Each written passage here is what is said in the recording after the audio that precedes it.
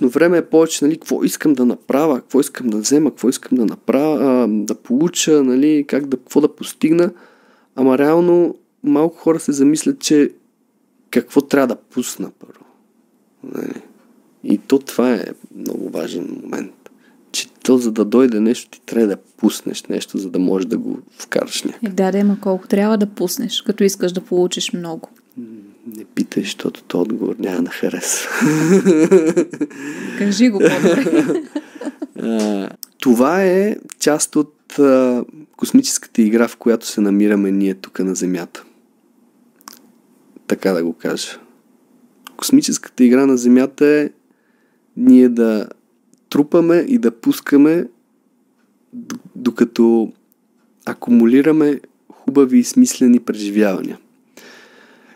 Когато прекалено много трупаме, спираме да имаме капацитет да преживяваме адекватно и смислено това, което получаваме. Тъй като, както казах, сме отваряли много табове отгоре и то вече ти го имаш, но то не ти прави впечатление, щастие, въобще все едно го няма.